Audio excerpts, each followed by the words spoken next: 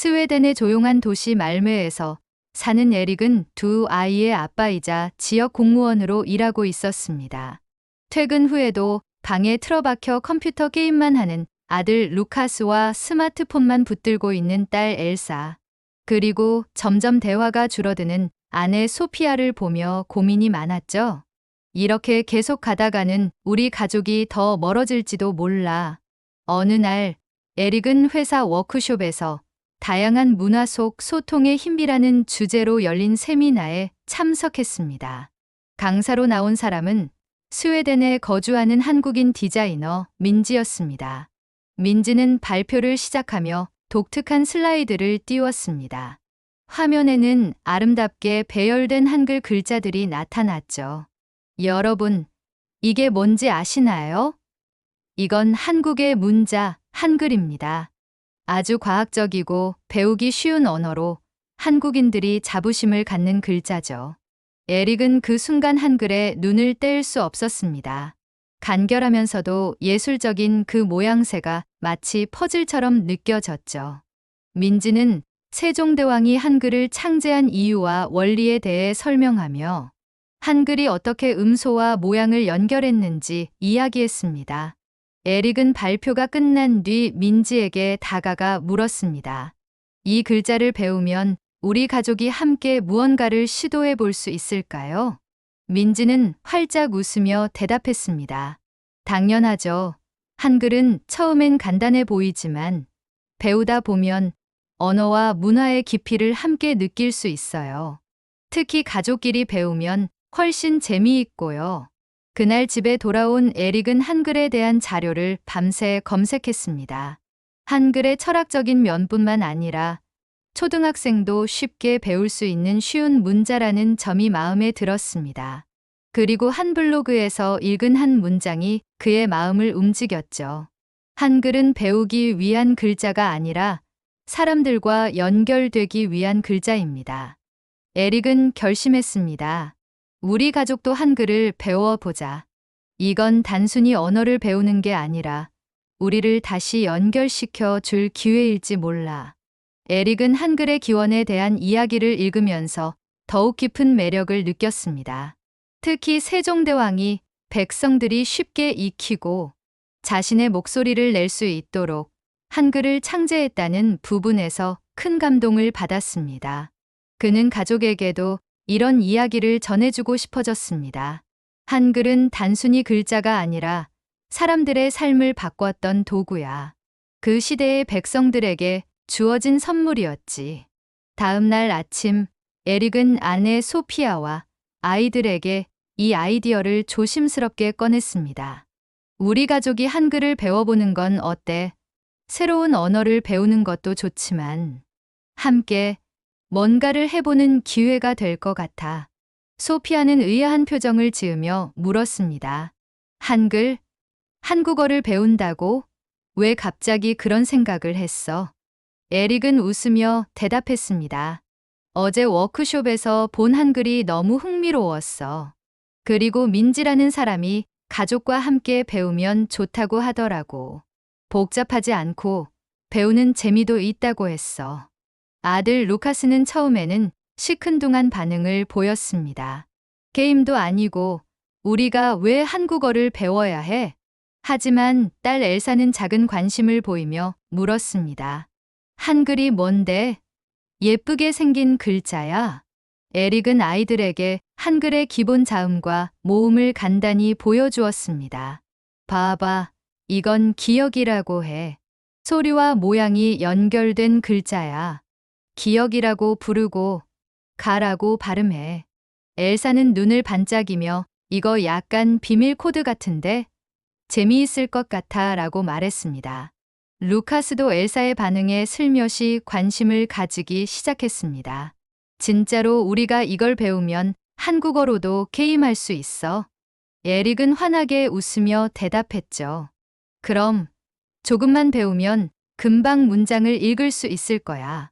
게임 캐릭터 이름도 직접 써보고 말이야. 그렇게 가족 모두가 한글 배우기에 도전하기로 했습니다. 소피아는 아이들이 흥미를 가지는 모습을 보며 고개를 끄덕였고 에릭은 자신만만한 표정으로 한글 교재를 주문했습니다. 이제 한글은 단순히 새로운 글자가 아니라 가족을 하나로 묶어줄 가교가 될 준비를 하고 있었습니다. 한글 배우기를 결심한 에릭의 가족은 주말 아침을 새로운 도전으로 시작했습니다. 에릭은 각자 이름을 한글로 써보는 것을 첫 번째 과제로 정했죠. 아내 소피아가 물었습니다. 한글을 배운다더니 왜 이름부터 써보는 거야? 에릭은 미소를 지으며 대답했습니다. 이름은 가장 익숙한 단어잖아. 우리가 한글과 친해질 수 있는 첫걸음이 될 거야. 그리고 이름이 한글로 쓰여진 모습을 보면 재미있을걸. 그는 온라인으로 찾아본 간단한 한글 표를 가족에게 나눠줬습니다. 딸 엘사는 엘사를 쓰면서 신이 난 듯 내 이름이 이렇게 귀엽게 보이다니 라고 말했습니다. 반면 아들 루카스는 리을 발음을 어려워하며 투덜댔죠. 왜 이렇게 복잡해? 이걸 어떻게 다 외우라고? 하지만 에릭은 차분히 아들을 격려했습니다. 루카스, 한글은 글자 수가 적어서 금방 익숙해질 수 있어. 게다가 하나씩 연습하면 자연스럽게 익혀질 거야. 그날 저녁, 소피아는 온라인으로 간단한 한글 학습 영상을 찾았습니다. 영상에서는 한글 자음과 모음을 재미있는 노래로 설명했죠. 아이들은 처음엔 장난스럽게 따라 부르다가 점점 집중하며 발음을 흉내냈습니다. 아, 가, 나, 다. 루카스도 결국 흥얼거리며 소리를 냈습니다. 아빠, 나 지금 다 발음 완전 잘했지? 며칠 후, 가족은 각자의 일상 속에서 한글을 연습하기 시작했습니다. 엘사는 학교에서 새 친구에게 내 이름을 한글로 쓸 수 있다며 자랑했고, 루카스는 게임 닉네임을 한글로 바꾸는 법을 배우기 시작했죠. 소피아는 인터넷에서 한국 요리 레시피를 찾아보며 한글로 재료 이름을 외웠습니다. 한글은 단순히 가족이 배우는 대상이 아니라 가족이 함께 웃고 칭찬하고 서로를 격려하는 계기가 되었습니다. 특히 에릭은 딸 엘사와 함께 한글로 짧은 단어를 만들며 시간을 보내는 것을 즐겼습니다. 엘사, 이건 하루라는 단어야. 스웨덴어로는 내 얘기겠지? 엘사는 고개를 끄덕이며 말했습니다. 아빠, 한글은 읽을수록 퍼즐 같아. 근데 이 퍼즐은 쉽게 풀려. 소피아는 가족의 변화가 신기하기만 했습니다. 우리가 언어를 배우는 것뿐만 아니라 이렇게 서로에게 더 많은 시간을 쓰게 될 줄은 몰랐어. 한글을 배우기 시작한 지 한 달쯤 되었을 때 에릭은 가족에게 특별한 계획을 제안했습니다. 우리 이걸로 끝내지 말고 직접 한국 문화를 체험하러 가보는 건 어때? 한국에 가서 배운 걸 써보자. 가족 모두가 환호하며 이 아이디어에 동의했습니다. 이제 한글은 그들에게 단순히 배움의 도전이 아닌 새로운 모험으로 이어지는 열쇠가 되어가고 있었습니다. 가족의 한글 배우기 여정은 시간이 지날수록 더욱 흥미진진해졌습니다. 에릭은 퇴근 후에도 아이들과 함께 새로운 단어를 만들어 보며 시간을 보냈습니다. 오늘은 이 단어를 배워볼까? 사랑이라는 단어야. 발음은 사랑이지. 엘사는 눈을 반짝이며 물었습니다. 이게 사랑이라고? 아빠, 스웨덴어로는 컬러키지. 발음이 완전 다르네. 소피아도 점차 한글의 매력에 빠져들었습니다. 그녀는 주방에서 한국 요리 영상을 틀어놓고 김치나 잡채 같은 음식을 만들며 한글로 적힌 재료들을 외우기 시작했습니다. 이게 양파고, 이건 당근 발음이 재밌네. 그녀는 익숙지 않은 발음을 반복하면서도 아이들에게 웃으며 말했죠. 이거 우리가 처음 영어 배울 때랑 비슷한데 훨씬 더 간단한 느낌이야. 가족은 매주 일요일을 한글 데이로 정했습니다. 그날에는 한글로 대화하기, 배운 단어로 문장을 만들어 보기, 한국 음식을 만들어 먹기 등의 활동을 했습니다. 특히 루카스는 자신만의 게임 전략을 세웠습니다.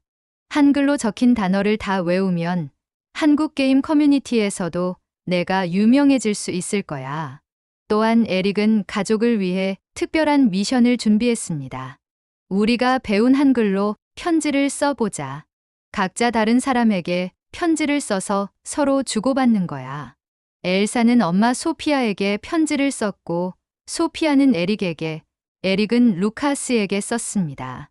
편지를 교환하며 가족은 서로의 마음을 읽고 웃음과 감동으로 가득 찬 시간을 보냈습니다. 루카스의 편지를 받은 소피아는 울컥하며 말했습니다. 한글로 쓴 글인데도 내가 얼마나 나를 생각했는지 느껴져. 우리 언어로도 못 느꼈던 깊은 마음이야.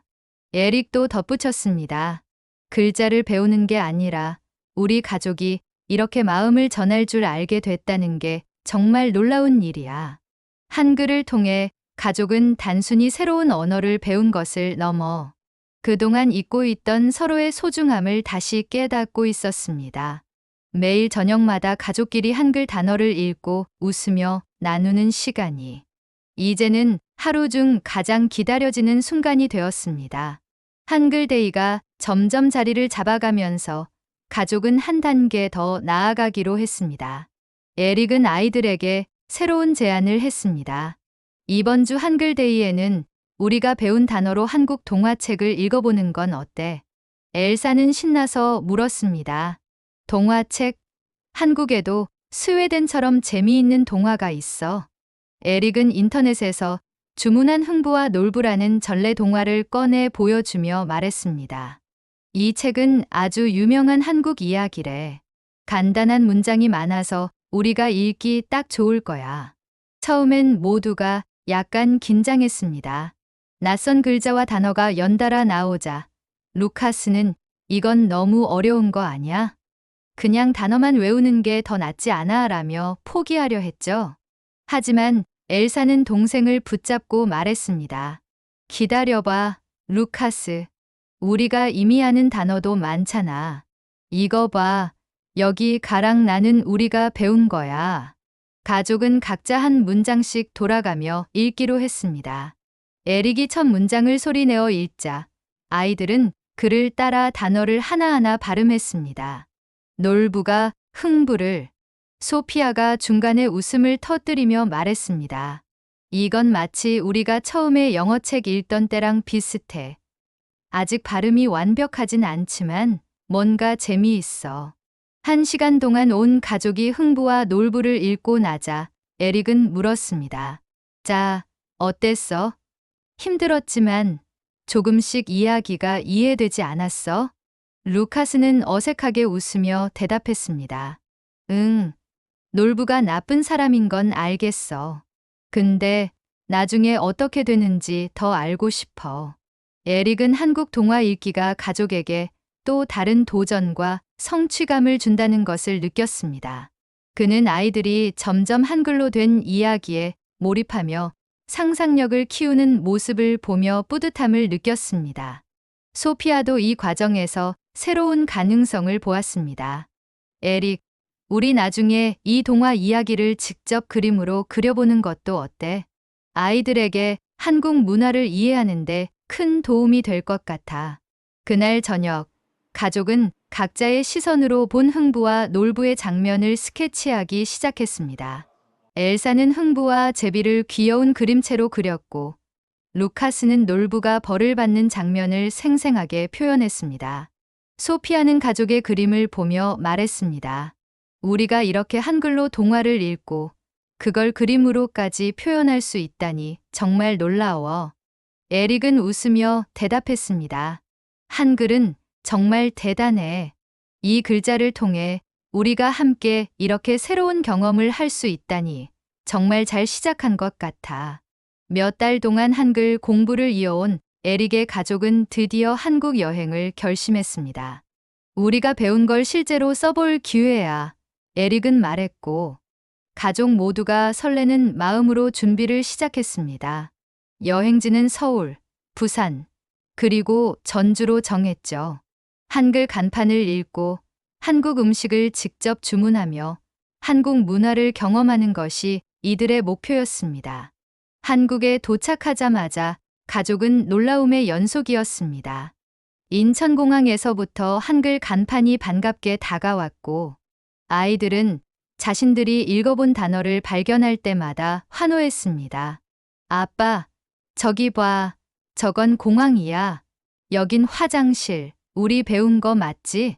첫날 저녁, 가족은 전통 한옥에 묵기로 했습니다. 한옥 주인인 이 할머니는 외국인 가족이 한글을 배우러 한국까지 왔다는 이야기를 듣고 무척 기뻐하며 환대해 주었습니다. 그녀는 가족에게 손수 만든 김치와 불고기를 대접하며 천천히 설명했습니다. 이건 김치라고 해요. 매운 것 같아도 건강에 참 좋답니다. 엘사는 할머니의 설명을 주의 깊게 들으며 따라했습니다. 김치 맛있어요. 하지만 여행의 즐거움도 잠시 뜻밖의 위기가 찾아왔습니다. 다음 날 서울의 한 전통시장을 방문하던 중 루카스가 사람들과 부딪히며 스마트폰을 떨어뜨렸고 그 과정에서 화면이 깨져버렸습니다. 엄마, 내 폰이 고장났어. 루카스는 당황한 얼굴로 울먹였고 에릭은 가까운 상점으로 뛰어가 도움을 요청했습니다. 문제는 에릭도 소피아도 전자제품 관련 단어를 배우지 않았다는 것이었습니다. 어떻게 설명해야 하지? 스마트폰이라는 말은 비슷할 테니 고장이라는 단어를 배웠더라면 좋았을 텐데 에릭은 난감해했습니다. 상점 직원은 영어를 거의 하지 못했고 에릭은 급히 스마트폰에 메모해둔 한글 단어장을 뒤적이며 간단한 문장을 만들었습니다. 스마트폰 고장 수리 가능해요. 직원은 다행히 상황을 이해하고 근처의 수리점을 안내했습니다. 루카스는 계속 긴장한 얼굴이었지만 수리점 직원이 빠르게 화면을 고치기 시작하자 안도의 한숨을 내쉬었습니다. 직원은 수리 후 한글로 된 영수증을 건네며 친절하게 설명했습니다. 에릭은 그 영수증을 보며 가족의 한글 실력을 발휘했습니다. 루카스, 여기 수리라는 단어가 있네. 고치는 걸 이렇게 쓰는 거야. 오늘 큰 교훈을 얻었지? 이 사건 이후 가족은 한글 공부의 중요성을 더 깊이 깨닫게 되었습니다. 엘사는 우리가 한글을 배웠기 때문에 문제를 해결할 수 있었어. 그렇지 않았으면 엄청 힘들었을 거야 라며 기뻐했고 루카스도 다음엔 고장 같은 단어를 미리 공부해야겠어 라며 의지를 보였습니다. 여행이 이어질수록 가족은 한국의 따뜻한 환대와 한글이 가진 실용성을 몸소 경험했습니다. 한글 간판을 읽으며 길을 찾고 직접 음식을 주문하고 현지인들과 간단한 대화를 나누는 일이 여행의 가장 큰 즐거움이 되었습니다. 그 과정에서 에릭은 깨달았습니다.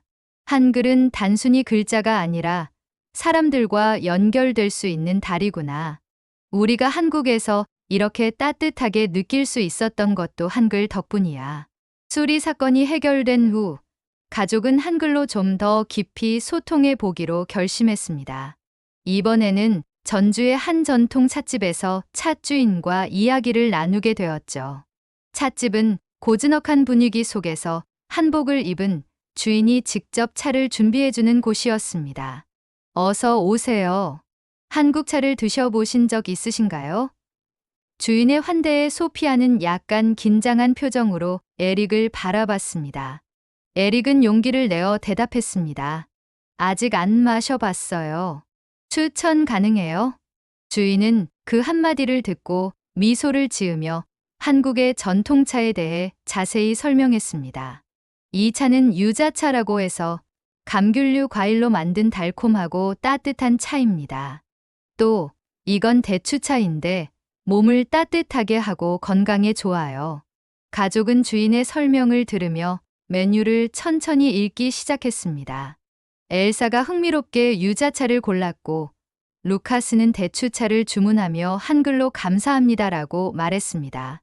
그 모습을 본 주인은 미소를 띠며 말했습니다. 한글을 배우셨다니 대단하시네요. 발음이 참 좋아요. 가족은 차를 마시며 조용한 분위기 속에서 한국의 전통적인 삶의 방식을 느꼈습니다. 에릭은 찻집 벽에 걸린 글씨를 유심히 보다가 주인에게 물었습니다. 저 문장은 무슨 뜻이에요? 주인은 벽에 적힌 1일 15일 1일 하울이라는 글귀를 가리키며 설명했습니다. 오늘 하루가 좋은 날이다라는 뜻이에요. 매일매일을 소중히 여기라는 의미죠. 소피아는 그 말을 듣고 고개를 끄덕이며 가족을 둘러보았습니다. 정말 우리가 한글을 배우고 이렇게 서로 가까워질 수 있었던 하루하루가 모두 소중한 것 같아. 그날 밤 숙소로 돌아온 가족은 새로운 결심을 했습니다. 한글을 배운 덕분에 우리가 이렇게 많은 경험을 하고 한국 사람들과도 소통할 수 있었어. 우리 여행이 끝나도 계속 한글 공부를 이어가자. 엘사는 노트에 1일 15일을 적으며 웃음을 지었습니다. 이건 꼭 기억해야겠어. 한글은 그냥 글자가 아니라 우리 가족에게 좋은 날들을 만들어주는 열쇠야. 스웨덴으로 돌아온 에릭 가족은 한글과 한국 문화를 배우는 여정을 계속 이어갔습니다. 한국에서의 경험은 단순한 여행이 아니었습니다. 한글을 배우며 느꼈던 기쁨, 서로를 이해하고 격려하며 더 가까워졌던 시간들이 그들의 삶에 깊이 자리 잡았습니다. 엘사는 학교에서 친구들에게 한국 여행 이야기를 들려주며 한글로 자신의 이름을 써 보여줬습니다. 이게 내 이름을 한국 글자로 쓴 거야. 신기하지 않아? 친구들은 그녀의 노트를 돌려보며 감탄했고 엘사는 자부심을 느꼈습니다. 루카스는 한글로 된 게임 커뮤니티에 가입해 한국 친구들과 소통하기 시작했습니다. 그는 자신의 닉네임을 한글로 바꾸며 이렇게 말했습니다. 이제 나도 한글로 대화할 수 있으니까 새로운 세계가 열린 것 같아. 소피아는 주방에서 새로운 시도를 시작했습니다. 한국에서 사온 요리책을 펼치고 한글로 적힌 레시피를 따라 잡채, 비빔밥 같은 음식을 만들어 가족들과 함께 나눴습니다. 우리 식탁이 더 풍성해졌어. 한글 덕분에 요리도 배울 수 있으니 정말 놀랍네. 에릭은 한글 공부 모임을 직접 만들어 지역 주민들에게 한국 문화를 소개했습니다. 한글의 과학적이고 독창적인 구조를 설명하며 한국어로 간단한 인사를 가르쳐 주는 시간을 마련했습니다. 한글은 단순히 글자가 아니라 사람들을 연결해주는 매개체입니다. 저와 제 가족이 이 글자를 배우며 얼마나 많은 것을 얻었는지 나누고 싶어요. 몇 달 후, 가족은 다시 한국을 방문하기로 결정했습니다. 이번엔 더 넓은 지역을 여행하고 한국어로 더 많은 대화를 시도해 보기 위해서였습니다. 엘사는 한글로 된 일기장을 준비하며 말했습니다. 이번엔 내가 여행 내내 일기를 써서 한국 친구들에게 보여줄 거야. 루카스는 자신의 게임 친구들과 실제로 만나기로 약속하며 들뜬 목소리로 외쳤습니다. 내가 직접 배운 한글로 대화하면 얼마나 재미있을까. 소피아는 한국에서 배운 1일 15일의 의미를 되새기며 가족에게 말했습니다. 오늘 하루를 소중히 여기라는 이 문장은 우리 가족에게 많은 것을 가르쳐 준 것 같아. 매일매일 조금씩 새로운 것을 배우고 서로에게 감사하며 살아가는 게 중요하다는 걸 느꼈어. 에릭은 가족을 보며 미소를 지었습니다. 한글이 우리에게 준 건 단순히 언어를 넘어서 새로운 문화와 사람들을 이해하고 가족 간의 유대감을 더 강하게 만들어준 선물이었어. 앞으로도 우리가 배운 것들을 소중히 간직하자. 한글을 배우며 새로운 문화를 경험하고 가족 간의 유대를 더 깊게 쌓아간 에릭 가족의 이야기는 여기서 마무리됩니다. 한글은 단순한 글자를 넘어 사람과 사람, 문화를 이어주는 다리였습니다. 에릭 가족처럼 여러분도 한글을 통해 특별한 여정을 시작해 보세요. 이 이야기가 감동적이었다면 좋아요와 구독으로 응원해 주세요.